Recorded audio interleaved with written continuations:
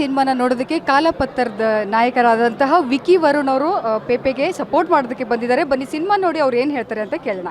Sir ನಮಸ್ಕಾರ. ನಮಸ್ಕಾರ. Sir ಪೇಪೆ ಹೇಗಿತ್ತು? ಕಲ್ಟ್ ಕ್ಲಾಸಿಕ್ ಅಂತ ಹೇಳ್ಬೋದು. ಯಾಕಂದರೆ ನರೇಷನ್ ಆಗಲಿ, ಡೈರೆಕ್ಟ್ರ್ ವರ್ಕ್ ಆಗಲಿ, ವಿನಯ್ ಅವ್ರದ್ದು ಚೇಂಜಸ್ ಅಂದರೆ ನೆಕ್ಸ್ಟ್ ಲೆವೆಲ್ ಚೇಂಜಸ್ಸು. ಆ ಮಾಸ್ ಆಗಲಿ, ಎಲ್ಲರೂ ಹೇಳೋರು ಮಲಯಾಳಂಲಿ ಎಷ್ಟು ಚೆನ್ನಾಗಿ ಸಿನಿಮಾ ಮಾಡ್ತಾರೆ ನೋಡಿ ನೋಡಿ ಅಂತ. ಈಗ ನಮ್ಮ ಪೆಪ್ಪೆ ನೋಡಿ ಮಲಯಾಳಂ ಅವರೇ ಸಿನಿಮಾ ಮಾಡಬೇಕು ನಮ್ಮ ಸಿನಿಮಾ ಥರ. ಅಷ್ಟೊಂದು ಕ್ವಾಲಿಟಿ ಆಗಲಿ, ಲೊಕೇಶನ್ ಆಗಲಿ, ಶಾರ್ಟ್ ಡಿವಿಷನ್ ಆಗಲಿ ನೆಕ್ಸ್ಟ್ ಲೆವೆಲ್ ಇದೆ. ಪೆಪ್ಪೆ ಮಾಸ್ ಮಾಸ್ ಮಾಸ್.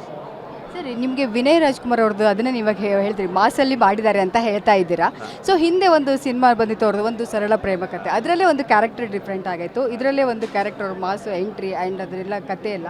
ಸೊ ಈ ಕತೆಗೆ ನೋಡಿದಾಗ ನಿಮಗೆ ಏನು ಅನಿಸುತ್ತೆ? ಈ ಹಳೆ ಕಾಲದಲ್ಲಿ ಜಾತಿ ವಿಷಯದಲ್ಲಿ ಆ ಒಂದು ಇದಕ್ಕೆ ತೊಗೊಂಡಿದ್ದಾರೆ.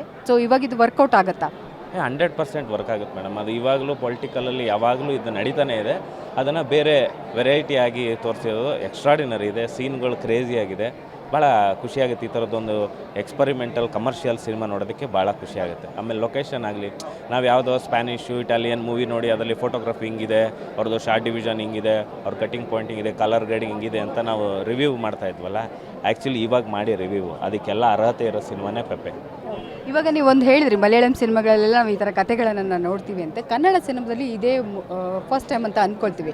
ಯಾಕಂದರೆ ಸ್ಲೋ ಬೇಸಲ್ಲಿ ಸ್ಟೋರಿ ಹೋಗಿದೆ, ಕತೆ ನಾವು ತಿಳ್ಕೊಂಡ್ರೆ ಕರೆಕ್ಟಾಗಿ ಅರ್ಥ ಆಗುತ್ತೆ.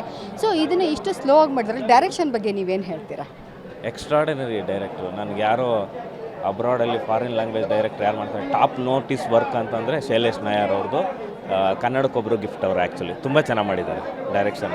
ವಿನಯ್ ರಾಜ್ಕುಮಾರ್ ಅವ್ರಿಗೆ ನೀವು ಏನು ಹೇಳೋದಕ್ಕೆ ಇಷ್ಟಪಡ್ತೀರಾ? ಚಿತ್ರನ ನೋಡಿದ್ದೀರಾ? ವಿನಯ್ ರಾಜ್ಕುಮಾರ್ ಅವರು ಇದೇ ಥರ ಇನ್ನು ಮಾಸ್ ಸಿನಿಮಾನು ಕಾನ್ಸಂಟ್ರೇಟ್ ಮಾಡಿ ದಯವಿಟ್ಟು ಒಂದು ಮಾಸು ಒಂದು ಕ್ಲಾಸು ಎರಡೂ ಕ್ಯಾಟಗರಿ ಜನರನ್ನು ರಂಜಿಸಬೇಕು.